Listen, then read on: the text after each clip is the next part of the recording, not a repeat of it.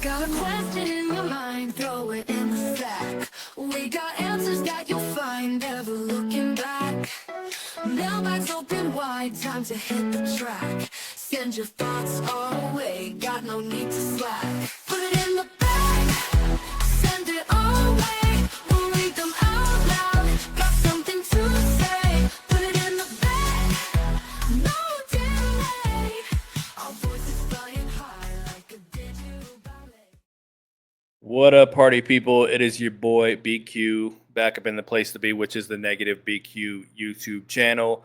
Thanks for swinging by. This is your TNA mailbag for August 2025. We're going to get into this real quick, like we always do. No BS, no jerking around. Let's get into it one time for your mind. So, Johnny Smith, that is my very first question. Any truth to the Meltzer report today about WWE having the option to buy TNA? Um, I've had some dialogue on this, and there's really not a lot that I can repeat. And I don't want to be like speaking of Meltzer, where Meltzer will tell you something's going to happen, and then it doesn't happen. He goes, "Oh well, plans changed." It's a fallback excuse that he has. I don't like to have that fallback excuse where I'm like, "Oh well, I was told this or that," but I mean, I was told, but I can't repeat it. Because then it just sounds like I'm BSing you. I've had dialogue on this, but there's not a lot that I can repeat. All I would say is that I think TNA very much wants to be their own standalone company. I think they have you know they enjoy this relationship with WWE. Obviously, they get a big rub and they benefit from it greatly. I don't think that they have a desire to you know, okay, I'll put it like this. They brought in a lot of new names, a lot of new people. They got rid of a lot of people. I don't think you do something like that just for someone to come in and, hey, buy our company and replace all the same people we just fired, like, or replace all the people we just hired. Just doesn't really make sense. So, a lot of these reports that come out, I would just implore you to use common sense.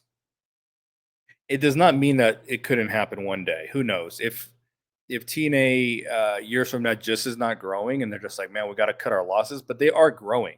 They're in the process of growing and getting bigger and bringing in new revenue and new sponsorships. Why would you just do that and then sell instead of seeing this thing through? So I really would implore you guys, everything you hear from, Meltzer, to take with a grain of salt, to just use common sense. Um, Sean Sapp probably has more legitimate news, but he also does put the information out there as clickbait. You know what I mean? How can I word it? He words things a certain way. You know what I mean? But I think like him, probably Mike Johnson. Like, there's always legitimacy to what they do. You know what I mean? But they're also going to put information out there to get people talking and clicking, and that's really just kind of the difference between like the landscape of wrestling journalism and real journalism and sports journalism, and a lot is done for the clicks. Colby Ryan Cooper, is Cedric Alexander actually signed? So he is not, and I kind of speculated on this a week or two ago because I was talking about he is not booked like someone that is there long term. It seems like they're putting him in high profile matches / dream matches very quickly and getting him out of the way. He is booked like someone who's going to be there short term. I'm not going to say he's like on a handshake deal, but he is. I guess the way it's worded to me is that he's pretty much going to be around as long as he wants to be. But I think it's kind of similar to Lang Lee, who they kind of brought in and didn't sign her till down the road. Like, I guess he could be signed, but he's not now. He is he's just working until he don't want to work no more, I guess, for him. So with that being said, it just seems like TNA is trying to get, he's not winning any matches, by the way, but they're trying to get the most high profile matches out of him as quick as possible. Like, he's not being booked like someone who's they're hoping can challenge for the world title in 6 months. You know what I mean? He might get one of those throwaway TNA plus world title shots or a title shot on television, where the titles never change. But He is unfortunately not actually signed. It doesn't mean it can't happen, but he's just basically there as long as he wants to be there. It is open ended. I'll put it like that. Minor Lopez will there be changes to the way people watch the weekly TV show on TNA Plus if they land a new TV deal and go live? In other words, will it continue to air at the same time and day as it currently is on the app? So I've been told that there's no plans right now to change anything that they do with TNA Plus. Um, it does not mean that a TV deal can't roll around and maybe they do have to make some changes. But I don't think there's a TV deal at the moment. I think we're gonna see one, but I don't think they internally know who it's gonna be. I don't think it's one of those things they're like keeping real close to the vest. I don't think they know if is a deal yet or what it's gonna be if there is one.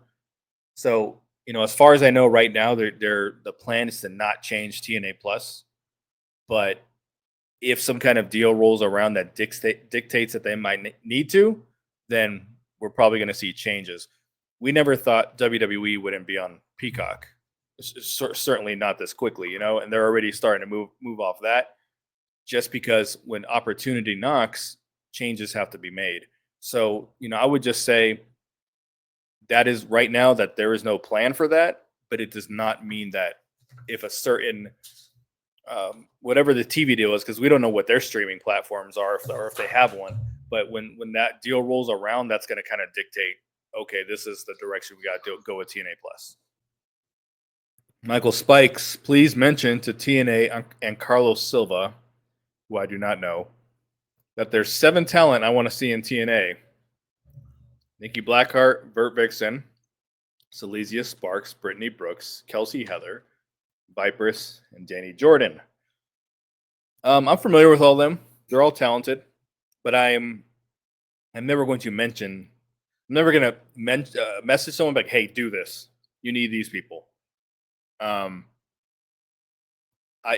have recommended at one point, like I would love to see Hollywood Haley J. I think she's a great character, but and I think Nikki Blackheart is a future star that needs to be scooped up sooner than later. But I'm never going to tell them who to sign. Like that's their job to scout and see who fits their mold, their roster.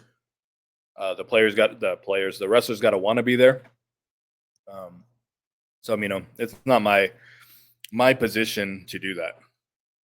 Monte Carlo, why are TNA shirts now $35? AEW shirts are $30. A Rosemary or Calorie Ham shirt shouldn't cost more than Osprey or MGF. Did I say MGF? MJF? I mean, it all depends on the supplier. Obviously, buying in bulk, you're saving significantly more than not. TNA usually, to my knowledge, presses by order.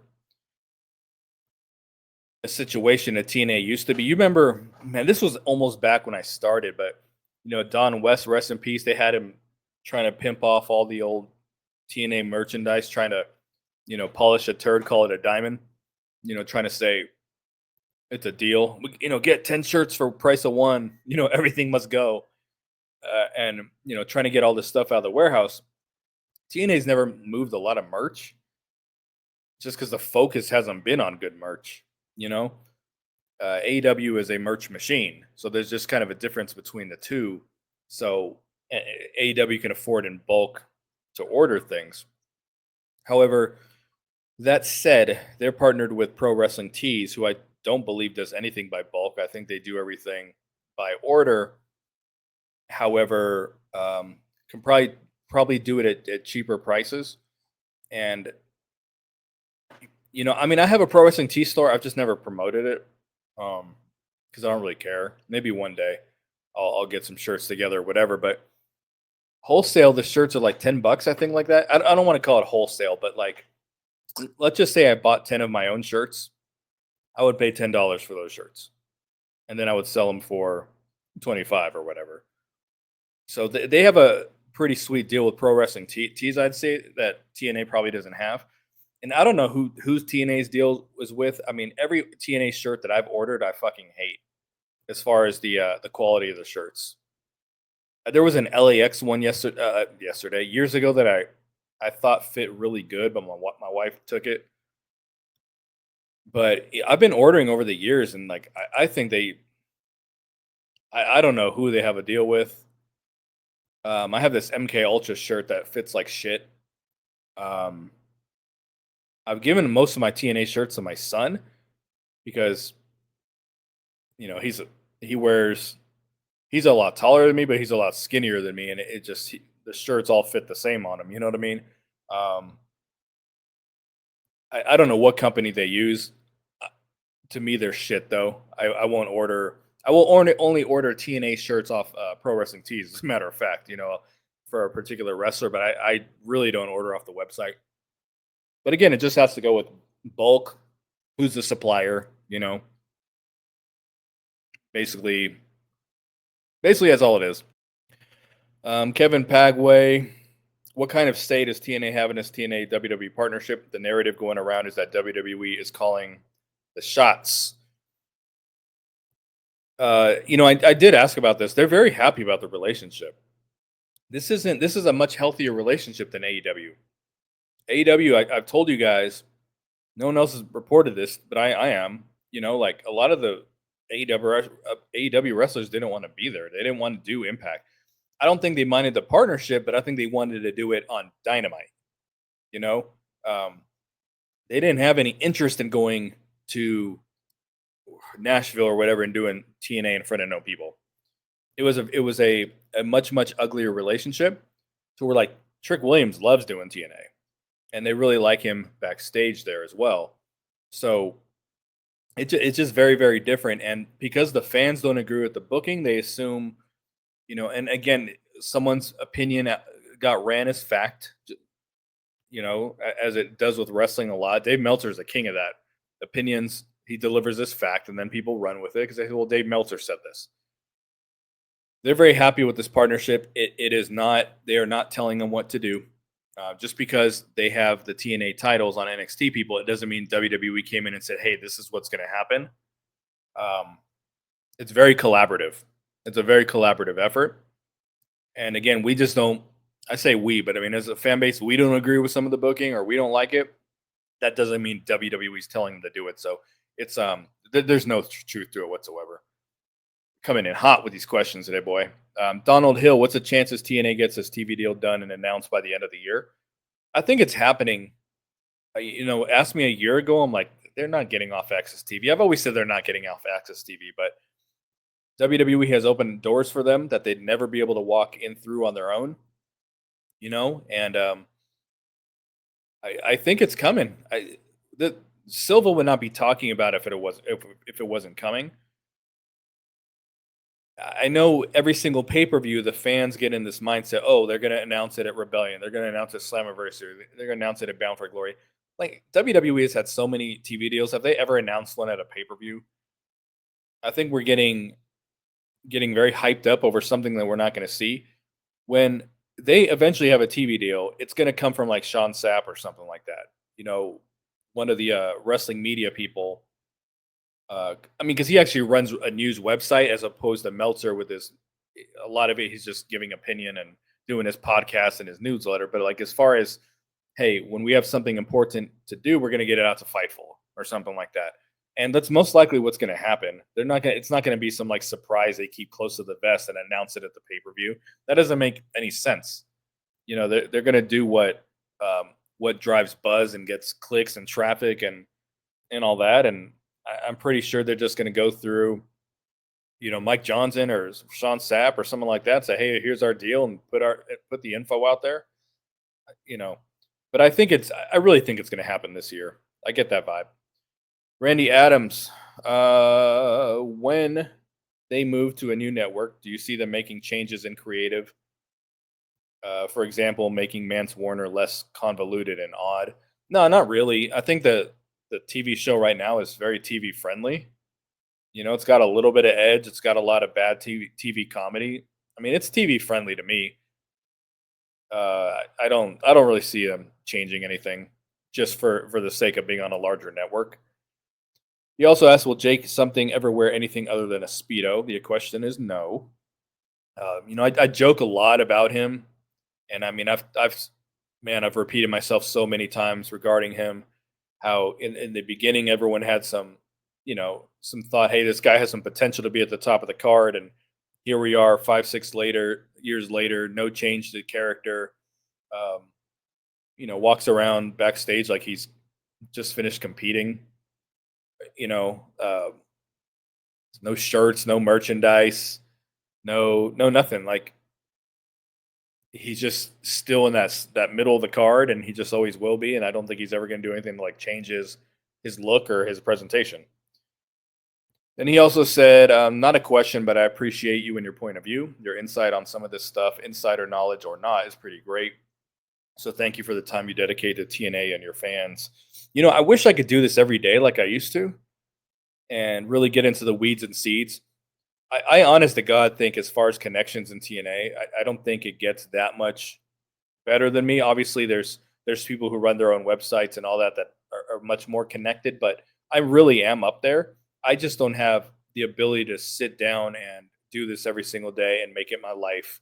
And also, I'm not trying to ruin relationships, whether it be with wrestlers, whether it be with backstage person or whatever, by talking wrestling with them 24/7. And I don't want them to be, like your kid that you never hear from unless they want something. Like I don't want to be that person. So I don't sit there and make it my life. But I wish I could sit down here and do significantly more content for you guys. There were times in my life I could do it every single day, depending on what my schedule was, and it's just not a thing anymore. And I've had so many ideas of what I wanted to do with the channel and really build it. And I had a Patreon for a little bit, but I just really couldn't sustain it. And I might bring it back, but more so for like $1 a month if you want to stream the show there rather than YouTube, something like that. But I've had so many ideas that I just haven't been able to execute. But I've always known what I'm doing when it comes to this YouTube game. You know, um, I've lost a lot of listeners over the years just because of the inconsistencies of the channel. But you know, and there are TNA podcasts out there that have more listeners than me or whatever. But there's no one who's built from the ground up like I have. The channel's really stalled because my subscriber base a lot of the time came off my opinion pieces, news pieces, insider info. You know what I mean? It never came off the review of the show, and that's kind of what I have to do. That's all I really have the time for the most part now, with the exception of a couple other podcasts here and there. But I am proud of what I've built here and what we've built, me and you guys, because as I said, there's no one that's built a TNA channel from the ground up like this.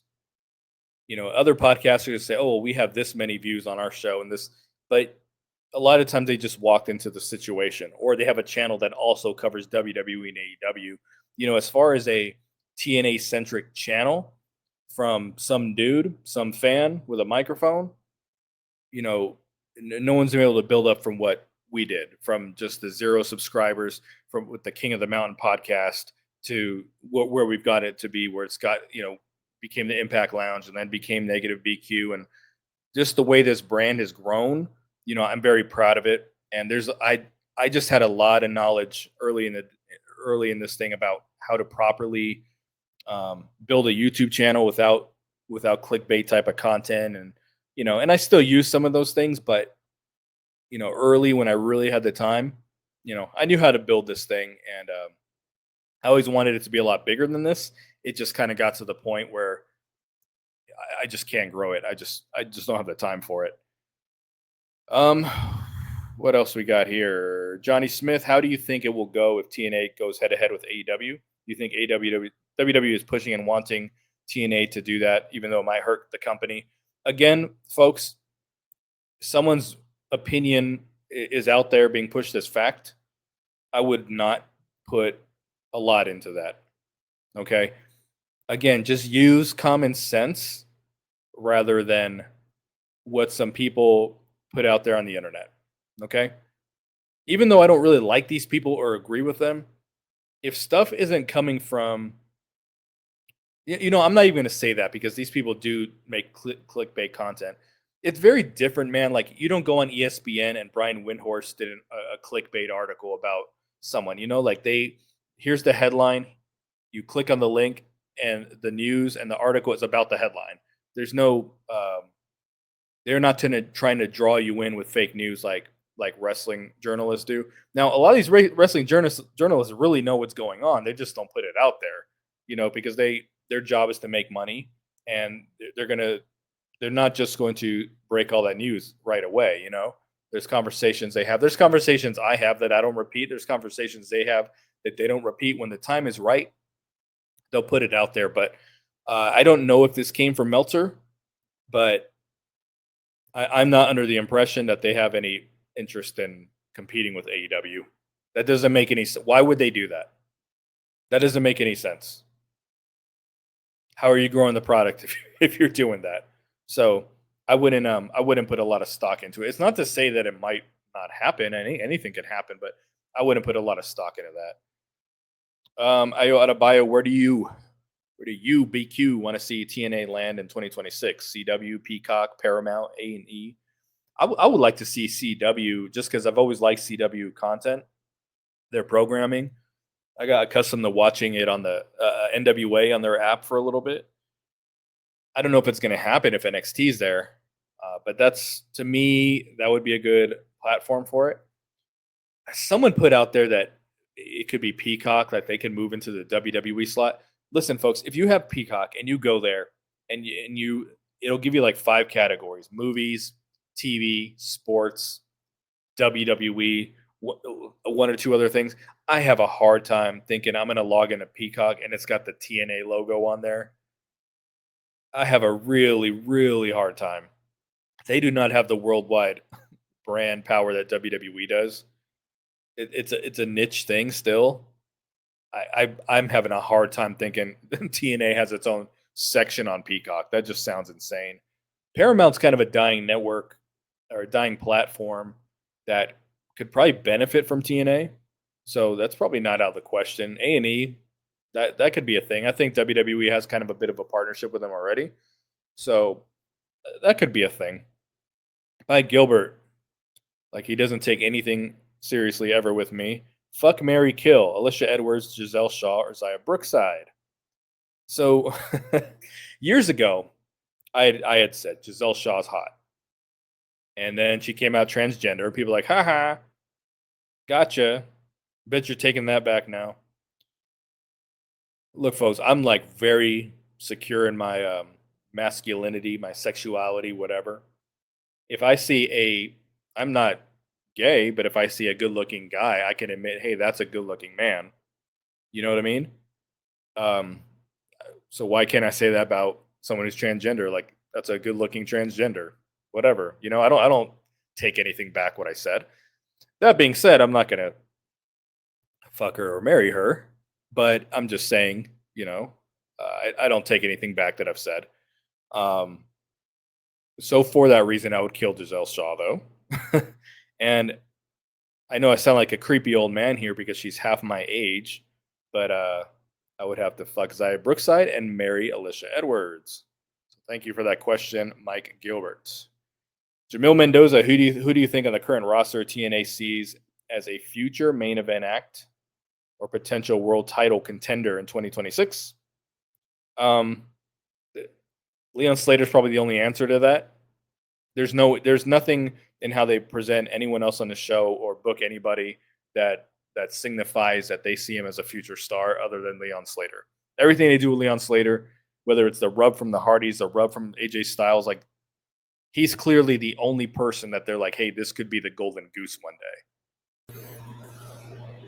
But I feel like never in general, you look at the TNA roster and you can't look at them like, hey, here's the young talent they're gonna invest in. Like you just never see that. You haven't seen that since the early days, and that is one thing I will give AEW. And even back when ROH was good before Tony Khan bought it, like you could just see this entire roster of guys are, hey man, I can see these 4 or 5 guys at some point just getting elevated. And it's just not like that with TNA's roster. It just hasn't. It's just, so really Leon Slater is the first in a long time of someone that you're like, hey, we can really push this dude. And I still don't even think he's world champion material personally, but maybe he will prove me wrong.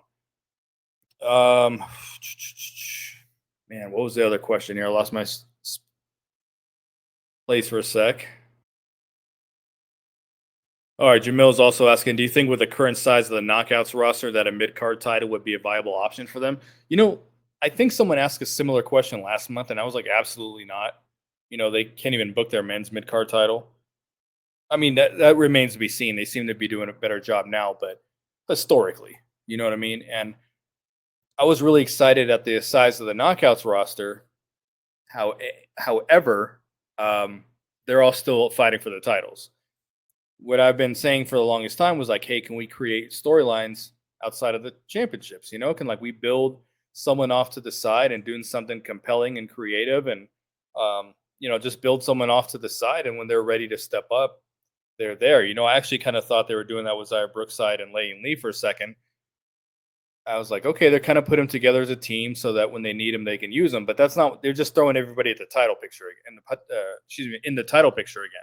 They're multi-person matches, tag title match, 4 teams. Um, the women's championship match, that's at NXT Heatwave 3. It's a triple threat. And I just feel like that's what it's going to be going forward. Just a bunch of women. Now it's just a bunch of multi-person matches rather than women doing their own thing. But yeah, for the first time, I'm actually starting to believe, maybe they do need something in the mid card, because you've got Rosemary doing nothing. You're going to tell me you can't come up with a story for Rosemary? She had a 1-day story arc just so they could squeeze Indy Hartwell into the card. I'm the gatekeeper. Okay. All right. Rosemary doing nothing. Killer Kelly doing nothing. Joni Threat doing nothing. Those are just 3 off the top of my head. What are they doing? You know what I'm saying? So I'm for the first time thinking like, hey, maybe something like that is an option. Just to give, just so we don't have to get all these multi-person matches, because it's insane. Michael Spikes asked them, can we get this same kind of question? Ask them, can we get a new mid card knockouts singles world television championship for talent who won't be knockouts world champion anytime soon, like Zaya Brookside or Danny Luna? I mean, I'm probably not going to go to them direct and be like, hey, we need a title. I'm in support of it if it happens. But just based off my conversations, their goal is to build up in the knockouts tag team division, which they're doing. But again, all the tag teams are wrestling at the same time, rather than, let's go through this feud and then go to this one. It's like they're afraid to have the Elegance brand, for instance, defend their titles against one team at a time. Like it's almost like they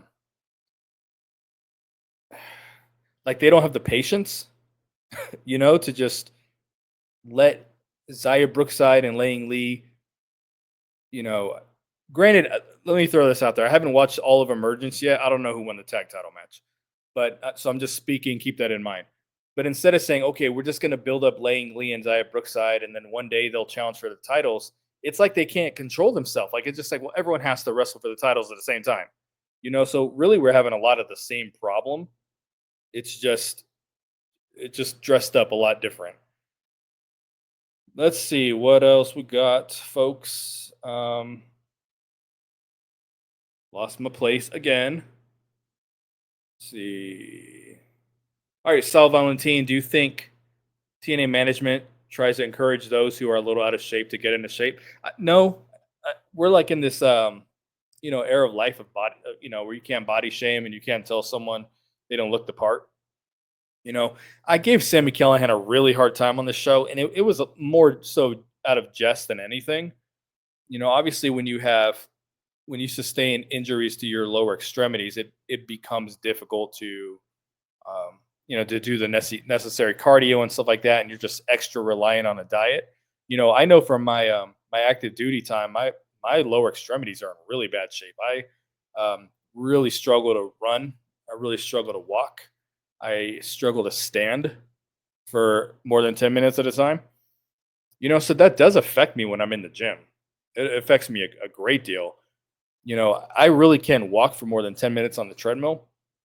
There was one day, it was a couple months ago, I was like, let me push it. And I went 15, and I ended up having such pain in my ankle that I was struggling to walk for the next week. So having lower extremity injuries is a thing that can play into it. But um, also with strict diet, though, that's one of the workarounds. And I don't feel like they have done that with their talent. They probably don't feel the need to, because now more than anything, the wrestlers look like the fans. That's acceptable.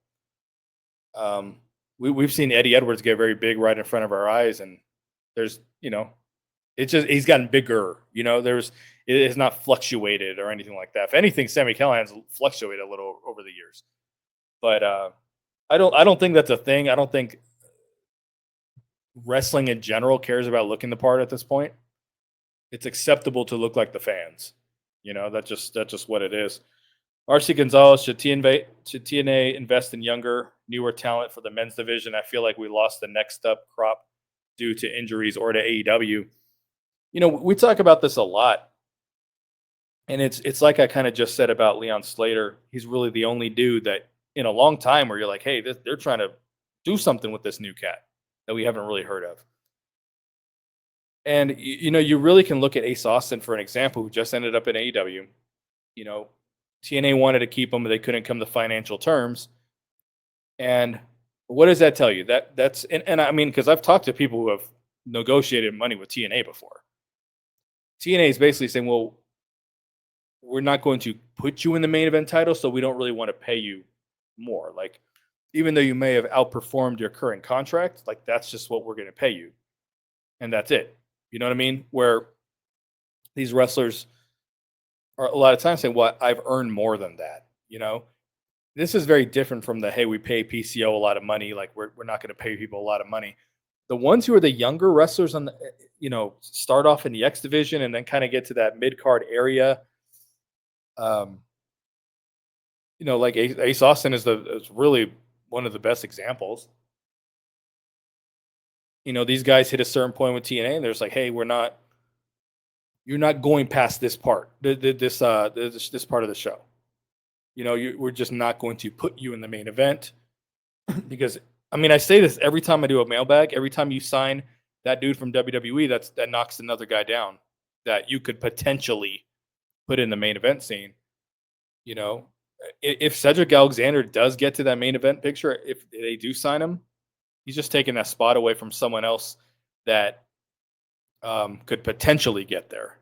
I'm not saying currently take away a spot, but someone who could potentially get to that point where you've chopped that at the knees. So yeah, we talk about it a lot, and they really do need to invest a little more in the younger men. But I just think that there's so many free agents out there and guys getting released that they just they can't help it themselves but to go after the talent that people are familiar with.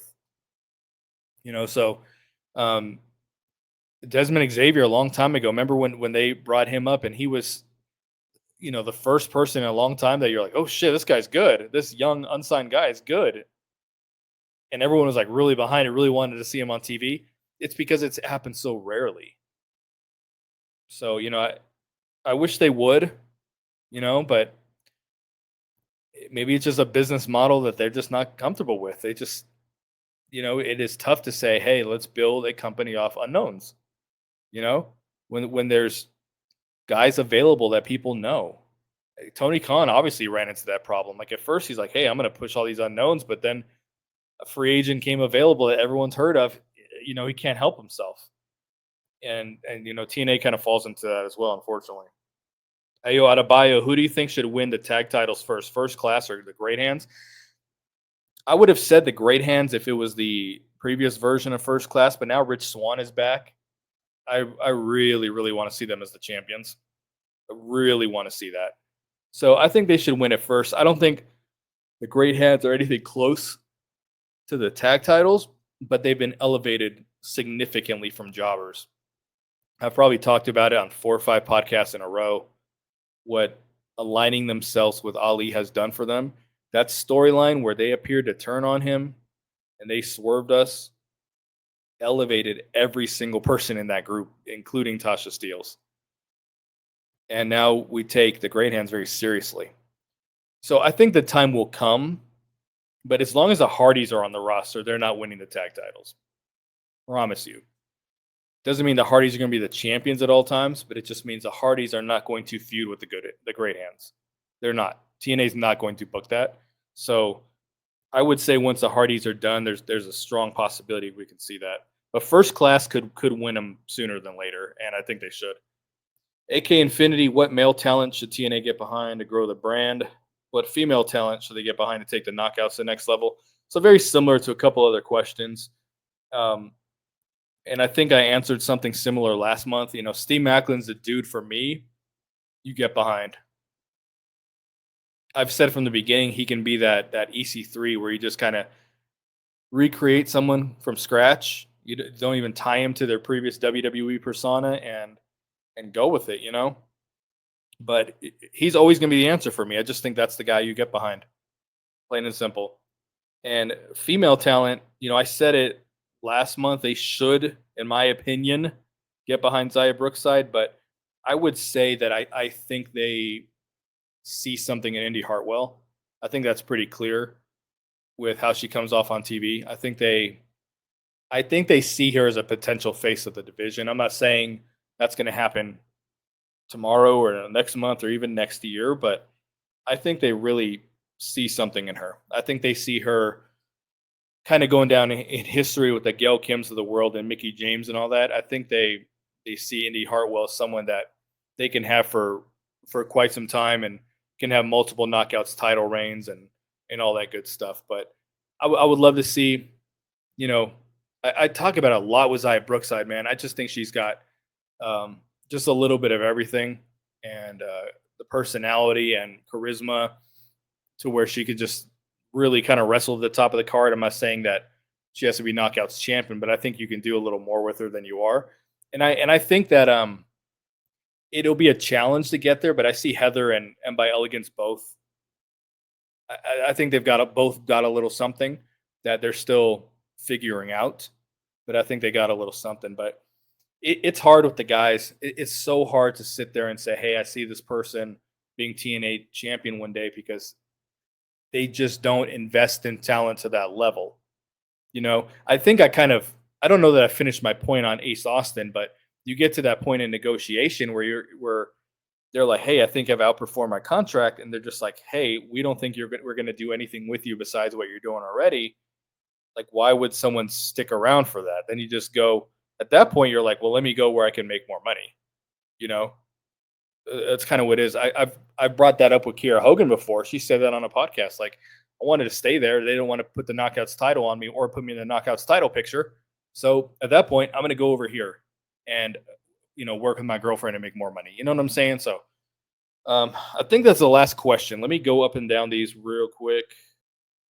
Oh, I did have one more. Michael Spikes mentioned to TNA when they get the TV deal to please bring back pyro at the beginning of the shows and pay-per-views, and for wrestlers' entrances and confetti for title changes, and bring back a voiceover guy for the pay-per-view, bring back video hype packages. I don't know what voiceover guy you're talking about because I feel like they've had the same dude forever, and he seems to always do them, so I don't know who else we're talking about. They're doing better with video packages in general. I don't. I mean, I'm not going to get in a DM and be like, "Hey, bring back pyro." Like if they decide they want to do that, that's cool. That would be awesome. It's probably unnecessary when you're talking about the budget at the moment. And confetti is a lot of work. You feel me? So I do think they got to find a way to make some title changes bigger, but I don't know if it. I don't know what the answer to that is exactly. I don't know if it is confetti. I don't know if it's freaking balloons. I don't know if it's freaking fireworks outside, but they should probably do something to make it a little bit bigger. But right now, they're not going to do things that don't make sense inside their budget. That's going to do it for me, folks. It's your TNA mailbag. I'll be back next week. All these questions were submitted via the Impact Lounge engagement group on Facebook. You can hit that up, answer the questions, join the group, have some fun. But for now, I'm out. Peace.